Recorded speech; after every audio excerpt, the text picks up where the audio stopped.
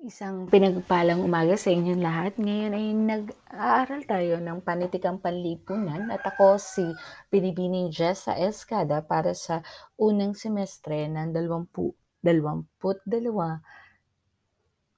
natin na pag-aaral, no? So, ngayon ay alamin muna natin kung ano ba yung ibig sabihin ng panitikan at the same time yung ibig sabihin ng lipunan. Kasi ang pinag-uusapan po natin is yung panitikan doon sa lipunang kinabibilangan ng bawat character o bawat lugar, bawat etniko, bawat relihiyon doon sa loob ng teksto. Okay? Kung bakit teksto, dahil ang panitikan ay isang likas o lakas na nagpapakita ng alinmang uri ng lipunan. Ito'y ayon kay Salazar noong taong 1952. Sa makatwid, ang definisyon ng panitikan ay ang pagpapakita ng isang lipunan. And when we say lipunan, ito yung nanggaling sa salitang ugat na lipon o sa simpleng pagpakahulugan ay pagkakasama-sama ng mga pangkat, iba't ibang mga pangkat. Batay sa definition, ang lipunan ay isang pangkat ng mga tao na binibigyan ng katangian o paglalarawan. So mula doon sa mga ano-ano ba yung mga pangkat ng tao na meron tayo? 'Di ba may mga pangkat ng tao doon sa unang larawan na makikita mo, ito yung mga pangkat etniko. May mga asosasyon, organisasyon na katulad ng relihiyon. Meron tayong relihiyon ng Katolisismo, sa Muslim, sa Iglesia, at marami pang iba na maaaring hindi nabanggit o nakikita sa larawan natin ngayon. Kasunod ay ang pangkat ng bilang isang pamilya. Tayo ay binubuo ng nanay, tatay, anak, mga kapatid, lolo, lola, 'di ba? Pag pinagbuklod mo 'yan, nagiging siyang isang maliit na unit ng pangkat o ng tatawagin nating isang lipunan. Gayon din ang mga kasapi sa edukasyon, 'di ba? Tayo kapag napapunta na tayo sa loob ng silid, makikita natin o mababatid natin na tayo ay isang lipunan. At kung babalikan natin yung definition ng lipunan dito sa aking slide na ito, mababatid mo sa sarili mo na puwede tayong ilarawan, puwede tayong bigyan ng mga pang-uri para makita kung anong klase ng lipunan tayo. At, 'yun din yung ginagawa natin sa paglublob natin dun sa mga panitikan na pinag-uusapan po natin. 'Di ba mapapansin niyo anong klase ng lipunan yung ipinakita ng mga characters, saang lipunan sila nabibilang? Ano yung mga katangian nila na nandoon o sangkot doon sa lipunan na yun, okey? So, yan yung simpleng definition ng panitikan at ng lipunan. So, 'pag pinagsama natin sila, titingnan natin kung paano natin ilalarawan yung lipunang ginagalawan ng mga karakter ng mga organisasyon sa loob ng mga kwentong ating binabasa. And this time, babalikan po natin yung ilan sa mga pinag-aralan nating mga kwento. No, balik tanaw lang sapagkat sa dulo ng ating pagtalakay o sa pagtatapos ko ay meron tayong bagong paksa na pag-uusapan at ito yung panitikang diaspora bilang huling panitikan sa SOSLIT na pag-uusapan natin. So, bibigyan natin ng paglalarawan ano yung nabubuo doon, ano yung magiging katangian, lalo't higit ng panitikan na diaspora sa tekstong mapapakinggan natin ngayon. Bago yun, siyempre dapat alam pa rin natin anong ibig sabihin ng pagkakaiba ng panitikang Pilipino bilang P at panitikang Pilipino bilang F. Gusto ko lang itimo sa inyong mga isipan ang konseptong ito sapagkat minsan nagkakagulo tayo, 'di ba? So ngayon, 'pag sinabi mong panitikang Pilipino, ito'y tumutukoy sa uri ng panitikan na likha o katha ng mga Pilipino. So sa madaling salita, mga Pilipinong manunulat dapat ang pinag-uusapan natin lalo na sa pag-aaral ng panitikang panlipunan. pa, ito man ay saan mang sulok ng bansa o daigdig, kailangan, nakasusulat ka, ikaw bilang Pilipino ay nakasusulat ng mga katha o likha na Pilipino para yung sinulat mo ay mapabilang sa konteksto ng panitikang Pilipino. Okay, dahil ikaw bilang writer ay isang Pilipino at panitikang Filipino naman bilang F ay tumutukoy sa likhang panitikan na nagmumula at kinabibilangan ng iba't ibang wika at diyalekto sa Pilipinas. Diyan na minsan pumapasok ang konsepto ng translation. Dahil hindi lamang kasi ang konsepto ng translation ay sa banyagang Ingles at dayuhan pang mga wika, kundi yung hindi natin pag-alam sa iba't ibang mga diyalekto sa Pilipinas na nagbibigay ng, dilema sa pag-unawa natin sa sarili nating teksto. Bakit nagkakaroon ng dilema? Dahil siyempre hindi naman natin alam ang diyalekto ng ang lahat ng diyalekto sa Pilipinas, 'di ba? Hindi natin alam kung depende na lang kung kayo ay nabibilang sa 2 pangkat etniko o 3 o kung ano man o ilan man.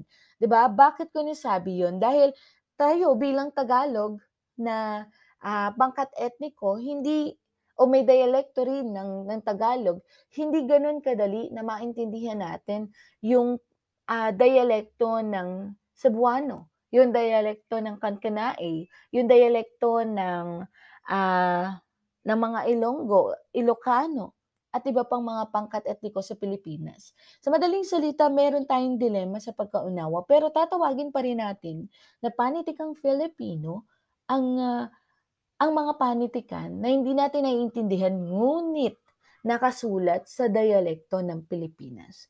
Yung F para sa wika, yung P para sa tao. Simple as that. Okay? Next. Ngayon, kung tayo ay talaga bang nag-aral, siyempre araw-araw o linggo-linggo tayo ay nagkikita. Kung minsan asynchronous tayo, pero mostly synchronous tayo. Now, dapat kilala niyo 'to. Kasi mahalaga na sa pagtatapos natin ng Panitikang Pilipino, kilala mo yung mga Pilipinong manunulat. 'Di ba? Para isang isang pundasyon, batayan para hindi ka malito sa kung ano yung pagkakaiba ng panitikang Pilipino bilang P sa panitikang Filipino bilang F. Though papatak at papatak siya sa kontekstong maka-Pilipino, 'di ba? So ngayon, sino ba yung nasa unang larawan? Mahusay, siya si Bienvenido Lumbera na noong 2021 or nitong nakaraang taon sa aking pagkakatanda ay pumanaw na ang ating pambansang alagad ng sining ano. Then alam natin kung ano ang naisulat niya at mamaya doon sa mga panitikan na papayo nating babalikan ay makikita natin saan ano ba yung tinutunton ng kanyang naisulat na panitikang Filipino. Ikalawa ay okay, good. Yan ay si Ruth Elinia S. Mabanglo. Tandaan natin siya sa ilan sa mga, liham na kanyang, sinulat na nag-e-expose sa mga pangarap ng mga Pilipino noong unang panahon na tayo ay mangingibang bansa at makikipagsapalaran doon. Ngunit iba ang danas natin dun, iba ang naging karanasan nila doon sa panahon na bahagya nila man tinatahak o tinutunton ang pangarap, tinutupad ang pangarap nila pero kabalintunaan yung nagaganap sa kanila. Parang sabagay kung titingnan natin ang buhay, hindi gano'n na kadali, 'di ba? May mga pagkakataon na bago natin matupad yung pangarap natin, talagang minsan, tayo ay, sumusuong do'n sa malalaking patak ng ulan. Not literally, pero yung konteksto nun, 'di ba? Tayo ay, nagsi-swim kahit daluyong na yung pinagdadaanan natin, 'di ba? So, yun yung ipinapakita niya, yung exposure ng mga, Pilipina kasabay ng pagtupad ng kanilang pangarap. Ang kasunod ay ang, panitikan kung saan tinatalakay ang mga manggagawa at matapang si Ka Amado para sa kanyang pagpapakita na paggamit ng mga salita, pagpapakita ng pakikibaka sa mga kasarinlan o sa kasarinlan na dapat nating natamasa noong una pa lamang, 'di ba? So, dapat alam niyo 'yan at kilala niyo ang mga manunulat na 'yan. Sa kasunod na mga larawan, sikapin natin na dapat kilala pa rin po natin ang mga sikat nating manunulat. Si, Luwalhati Bautista, si Ordonez o si Rolando Ordonez, si, ah, Lazaro, okey, Francisco Lazaro. Kailangan kilala po natin sila at hindi tayo maliligaw na kapag tayo ay pinag-ulat, ang mga mukha ay iba, 'no? Kasi siyempre dapat meron tayong layunin na makapagbigay ng isang, tapat na konsepto sa lalo na kapag tayo ay nag-uulat o nagtatalakay ng ibang mga paksa. Sa panitikang Pilipino naman, diyan na po papasok yung mga pinag-usapan nating panitikan, 'di ba? Iisa-isahin ko po 'yan sa inyo, babalikan po natin ito. Yung kahit yung mga titulo at yung mga main idea lamang na pinag-usapan natin. Nga lang, tiyakin natin na yung mga panitikang Filipino na pinag-uusapan natin ay dapat tumalakay sa mga isyung panlipunan. Bakit issue yung pinag-usapan natin? Remember the definition of lipunan na binigay ko kanina, 'di ba? Matutunto natin yung paglalarawan sa lipunang ginagalawan ng mga karakter sa loob ng kwento kung una nating titingnan ay ang isyung nagaganap dito. Mababatid mo na pangkahirapan ito kung ilalarawan mo yung panitikan na may mga karakter na una, siyempre gulanit ang mga, damit, 'di ba? Inalipusta ng may kapangyarihan, kung saan papasok ang iba't iba pang mga teorya na nagpapakita ng higit na pagkakaiba ng antas ng pamumuhay sa ngayon bilang reality and even sa text kapag inilalarawan 'to ng teksto. 'Di ba, hindi lamang kahirapan yung iiral doon sa panitikang panlipunan na pinag-uusapan natin. Nariyan ang mga karapatang pantao. 'Di ba, yung hustisya, para kay inay, isang halimbawa ng karapatang pantao. Why? Kasi meron tayong rights para manlaban, pero paano ka makakalaban kung, kung pinatay ka na, 'di ba? Hindi na, wala na yung karapatang pantao na mabuhay tayo. Maisalba yung sarili sa sariling pagsisikap para sabihin kung ano yung nararapat, ilaban kung ano yung dapat ilaban, okey? Isa pa sa panitikan na pinag-uusapan natin ay panitikang manggagawa o pangmanggagawa at pangmagsasaka, tungkol sa konsepto ng agawan ng lupa. Nung time na pinag-aaralan natin ito, medyo panahon ng eleksyon kaya umiral sa social media o muling nag-viral, I mean, yung, larawan o video ng Mendiola, 'di ba? Tapos yung pangkasarinlan, nandito pa rin yung, yung panahon ng, paglaya natin, 'di ba, sa Amerikano, Hapones, even sa sarili nating kapwa Pilipino. Minsan may mga paglaya tayo na pansarili ang kapakanan at minsan naman o mas madalas dapat kalayaang pambansa. Pero maganda rin na matamasa natin yung kasarinlan sa sarili natin sapagkat lalo ngayon laganap ang mga, dilim sa ating mga sarili kapag pinagdaanan natin ang depression, kapag simpleng nakakaranas tayo ng stress, 'di ba? So yun po. Sa karapatang pantao balikan natin ang desaparecidos. Ang pagkawala ng ilang mga, tao at up to now ay hindi pa rin natin nakikita sa panahon naman ng martial law, okey?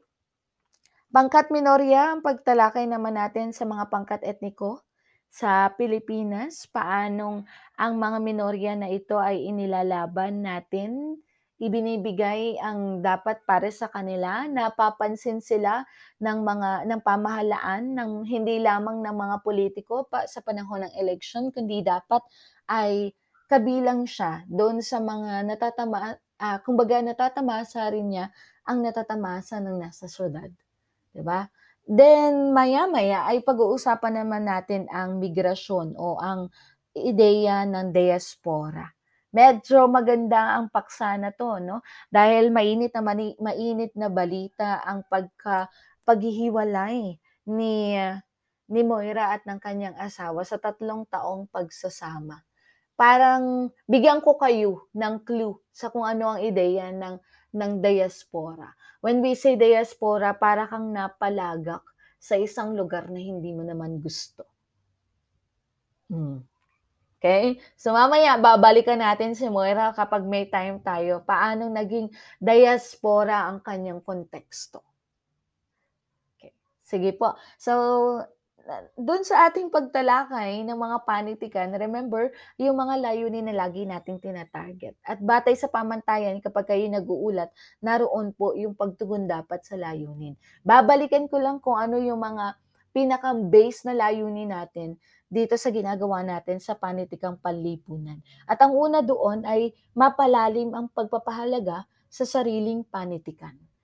Una yun, 'di ba? Kaya nga lumulublob tayo, eh. Parang nakikisangama tayo dun sa mga character para mapahalagahan nating pilit yung panitikang pinag-uusapan natin. Ikalawa, mapalutang yung kultura sa iba't ibang aspektong panlipunan sa pagsasagawa ng pananaliksik. Noong nakaraang linggo lamang mainit ang balitaktakan natin dito. Sa anong paraan? Yung konsepto na meron akong nakasabay o na-observe doon sa jeep papasok sa trabaho na mga paulit-ulit na senaryo ng kultura ng isang Pilipino.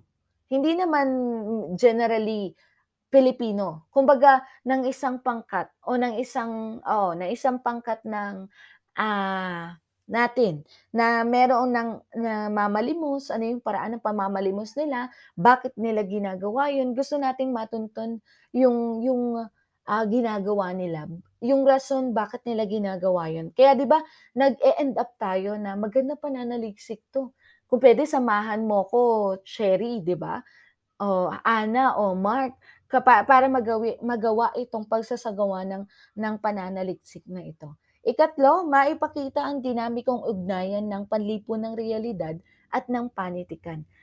Kung bakit natin tinatalakay ang issue sapagkat kailangan nating makita na sa reality ito talaga yung nangyayari at pinatutunayan po yan ng panitikang pinag-uusapan natin ngayon. Mapapansin niyo naman 'di ba, na kayo pa nga ang nagsabi sa akin na, "Ma'am, puwede po ba na unahin po muna natin itong klase ng panitikan na 'to kasi pasok po siya sa nangyayari ngayon at ito yung magaganap na eleksyon sa Lunes." Nung time po na tinalakay natin yung sa desaparecidos. So, isa yon sa pagpapakita na merong ugnayan ang panitikan sa reality. At ikaapat ay kaya nating makapag-ambag sa pagtataguyod ng wikang Filipino. Una, kapag nag-ulat tayo, wikang Filipino ang gagamitin natin. Ikalawa, bumabasa tayo ng mga teksto na nasa sa wikang Filipino. Ikatlo, yung paraan ng pagbasa natin at pagbibigay ng solusyon sa mga nagiging problema sa panitikan ay simpleng pagtupad doon sa mga pangarap ng mga mamamayang Pilipino. Kung kayo ay nag-aral ng dalumat, makikita mo naman na yung ilan sa mga bananaliksik na binabasa doon, pagtupad sa pangarap ng mga mamamayang Pilipino. Remember yung sinabi ko sa inyo na sa isa-isais, yung salitang Endo, na nais natin na maging Filipino, hindi hindi siya para maging end of contract. Kasi 'pag sinabi nating end of contract it is still English, 'di ba? Pero gusto nating angkinin na ang salitang Endo ay wikang Filipino. At bakit natin gustong angkinin 'yon? Dahil gusto natin tuparin yung pangarap ng mga Pilipino na matapos talaga yung kontrata nila, na maging permanente talaga sila. Na isa pa ay unang-una sa dahilan kung bakit Endo ay para marinig ang tinig ng mga Pilipino. Kasi kapagka English yan na end of contract, hindi yan, hindi yan pasok doon sa konsepto ng napakikinggan ka. Kasi hindi naman Pilipino yan, parang hindi naman pangangailangan ng Filipino yan. Those pangangailangan natin. So kaya nga, para maging pangangailangan natin, dahil sa paggamit natin ng sarili nating wika, kailangan ay, siyempre yun nga, matutugunan yung pangarap natin kapag yung salitang Endo ay talagang pumasok na dun sa dictionary ng wikang Filipino bilang wikang Filipino. Andun na yung ilang-ilan sa mga definition niya. At yun yung para makapag-ambag tayo. Sana, kalaunan, pangarap natin na makapag-ambag tayo sa anumang paraan na makakaya natin. Pero ngayon pa lang, habang ako'y nakikinig sa inyo noong pang mga nakaraang mga buwan ng pag-aaral at pagsasama natin, may ambag na tayo sa kung paano tayo mga tuwiran, lumaban, paano tayo magbigay ng solusyon sa mga problemang nakaharap natin sa mga nagdaang panitikan. Sa pagbabalik tanaw ng mga panitikang pinag-usapan natin, nariyan po ang langaw sa isang basong gatas. Any idea ng langaw sa isang basong gatas? Konti lang, ilan-ilan lang na mga mag-aaral na gustong magsalita ng tungkol dito?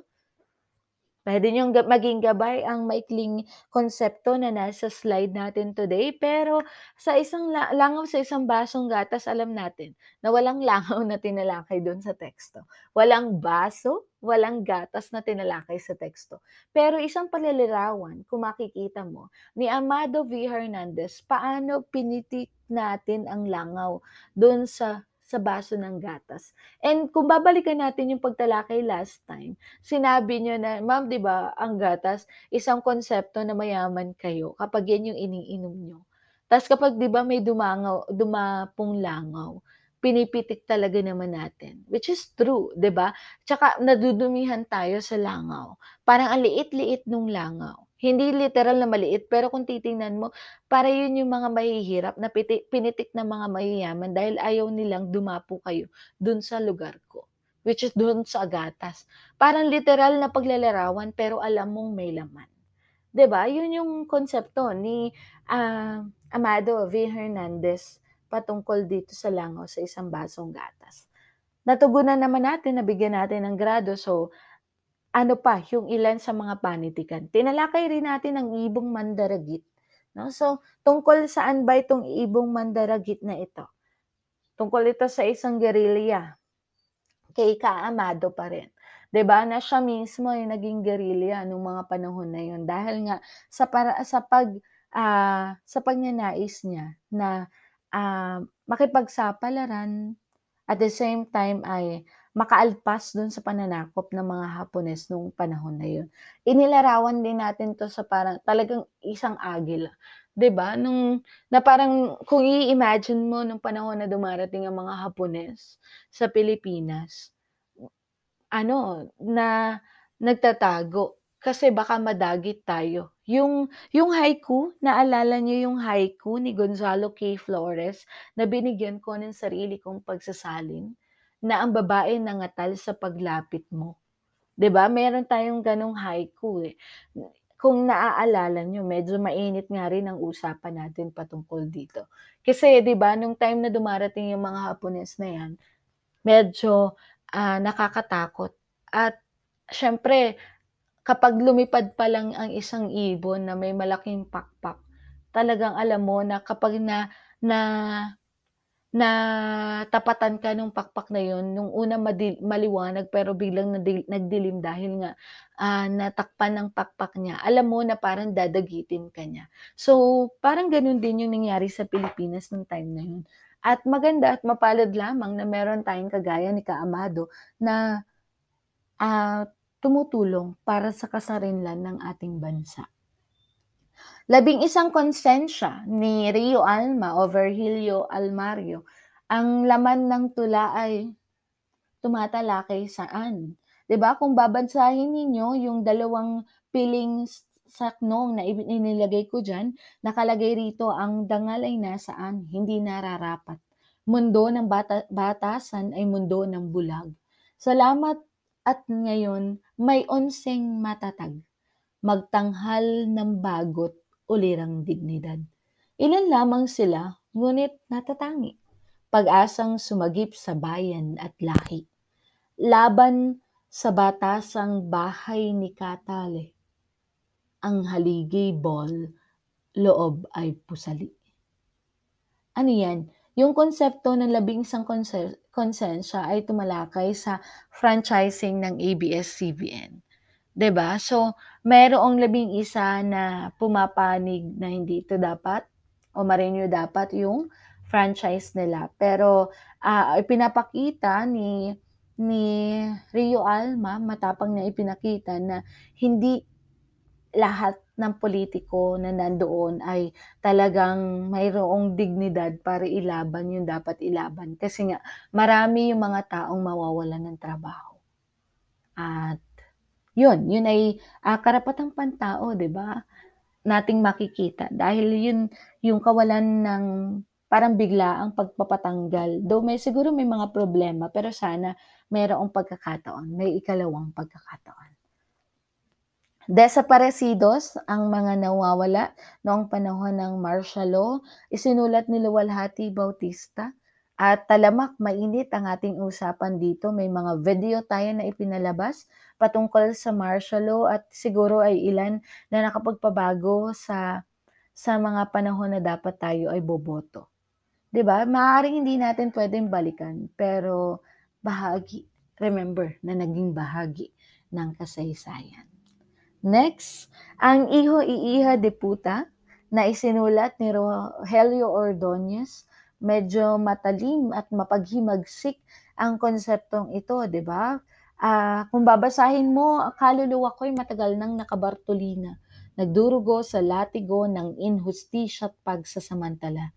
Alipin pa rin tayo, Iho Iiha de Puta, ng mga Padre Salvi, Damaso at Camora. Unggoy pa rin tayo, Iho Iiha de Puta, ng mga Taft at Harrison at Obama.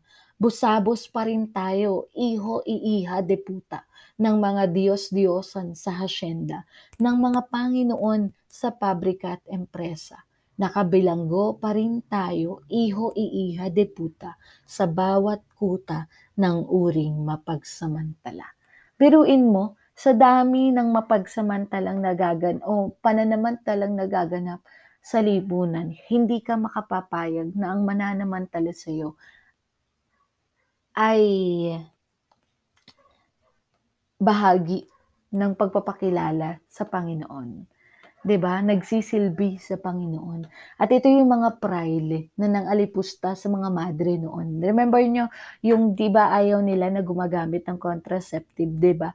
Dahil itong mga madre ay ayaw nila na mabubuntis.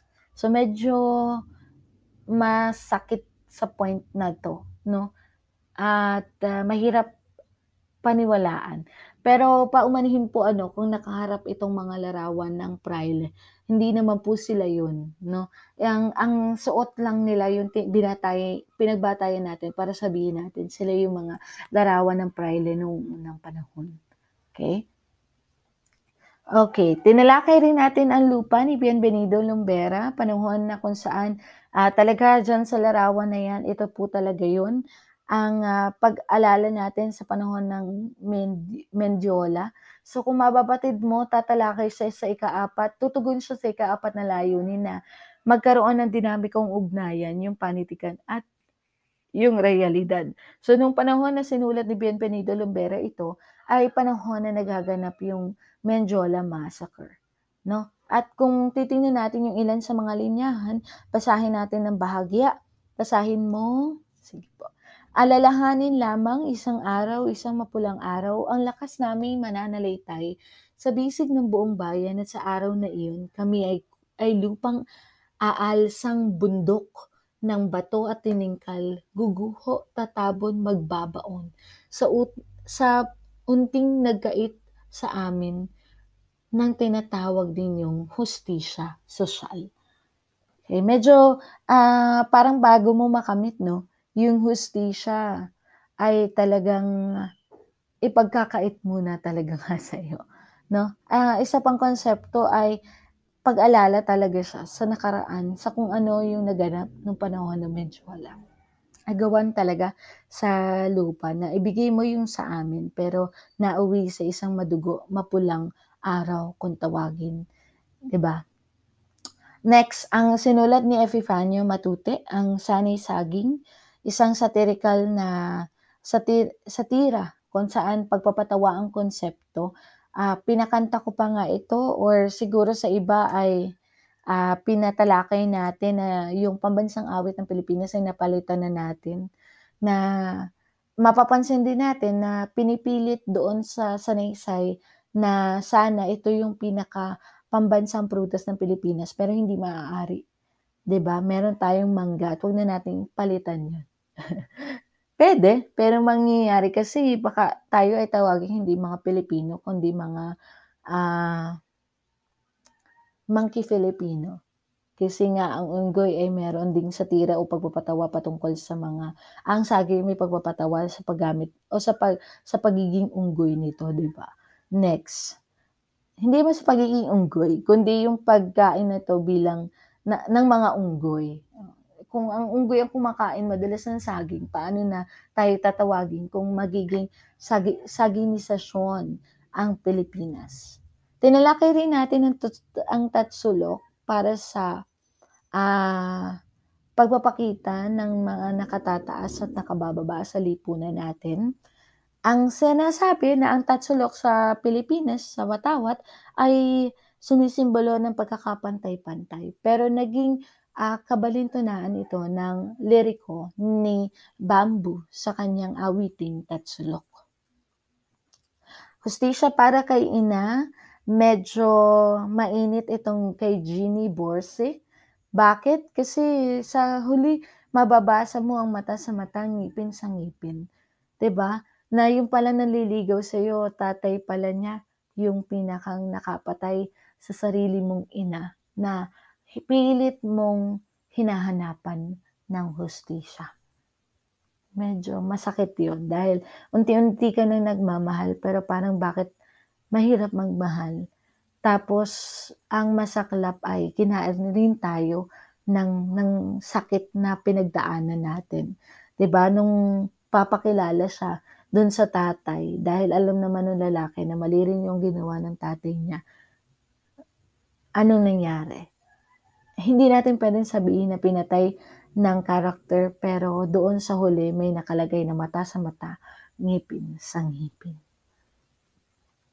Ang aso, ang pulgas at ang bonsai at ang colorum, isinulat ni Jose Raymond Sayak.